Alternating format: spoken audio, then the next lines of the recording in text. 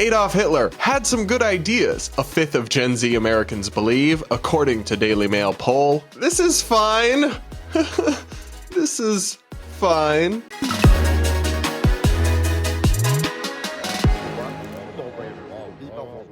An alarming percentage of Gen Z has lost its mind to the point of actually liking Hitler. Without further ado, let's get into this wild Daily Mail poll that reveals some truly shocking findings about Gen Z in particular. Adolf Hitler had some good ideas, a fifth of Gen Z Americans believe, according to Daily Mail poll. The author, Wills Robinson, points out that while Adolf Hitler's reign of terror led to the murder of 6 million Jews in the Holocaust and some of the darkest moments in history, more than 1 in 10 Americans still somehow believe the barbaric German tyrant leader had some, quote, good ideas. Shocker, younger Americans aged 18 to 29 were more likely to believe this. The Daily Mail/JL Partners poll found that more than 1 in 5, 21% of both Gen Z and Black voters and 19% of Hispanic voters agreed with the statement. This was a survey of 1,000 likely voters that asked whether they thought Hitler had some good ideas or whether he was evil and had no redeeming features. So when I first started covering politics, and in particular polls and polling,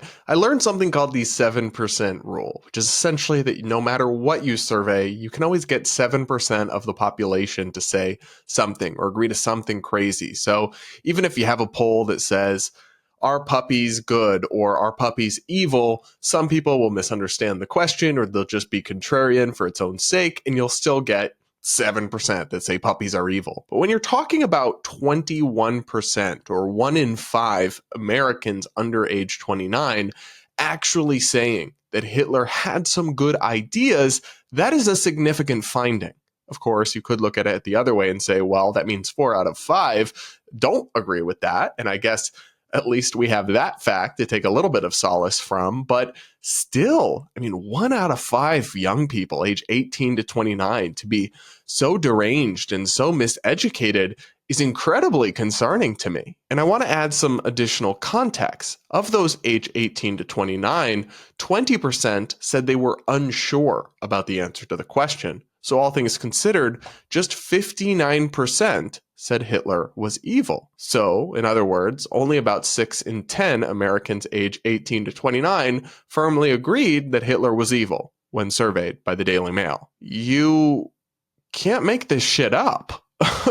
And unfortunately, this isn't exactly a one-off example. We're noticing something of a trend where young people, particularly influenced by social media and TikTok, it seems, have started to view some of history's greatest villains as actually not that bad, or even, bizarrely in some cases, as heroes. The poll results seem part of a startling trend, with Gen Z being more sympathetic towards some of history's most evil individuals. Earlier this month, TikTok was forced to remove AI-generated and translated videos of Hitler's speeches that had racked up more than 1 million views. In fairness, for TikTok, 1 million views isn't that much, all things considered. Here's the follow-up part that was disturbing to me. In December, a DailyMail.com survey found that 1 in 5 young Americans had a positive view of 9/11 mastermind and Al-Qaeda founder Osama bin Laden. The alarming survey also found that 3 in 10 Gen Z voters believed the views of the anti-Semitic leader who slaughtered thousands of innocent people were, quote,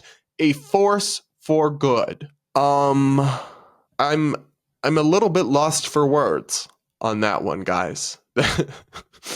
3 in 10 Gen Z voters thought Osama bin Laden's ideas were, quote, a force for good. I don't know how to help these people. I don't know how to reach these people. I mean, you have to be just remarkably warped in your perspective and miseducated beyond belief to wind up in the bizarre place where you think Osama bin Laden or Adolf Hitler had good ideas, despite the absolute terror and human suffering they inflicted at every turn throughout their lives. It's just astounding. I think the only thing we can do is talk about how we got here. How did we end up with this level of historical and civic and frankly moral illiteracy among some young people today?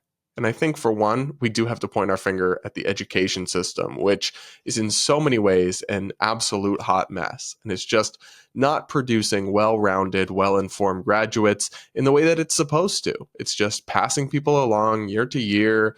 I think in many cases, the standards have fallen off of a cliff, and they're oftentimes more concerned with just graduating people to keep a high graduation rate than actually making sure they meet the basic requirements we should be expecting for them to graduate. A high school diploma has become almost meaningless at this point, frankly. And another hefty portion of the blame for this comes back to what I call social media brain rot and the wild echo chambers that many young people inhabit, where just the most extreme perspectives and worldviews are just parroted over and over again, along with total misinformation and fake news.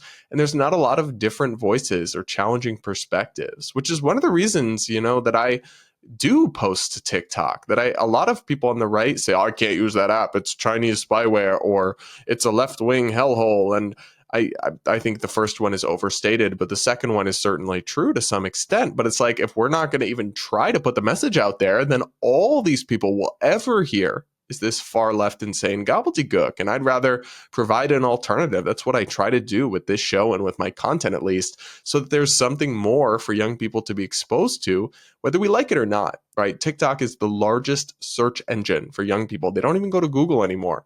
They also go to TikTok and just type in their questions and queries to find out information about something. You don't have to like that fact. You can lament that fact, but it's still a fact. So the option is not, can we change how young people consume information and get their news?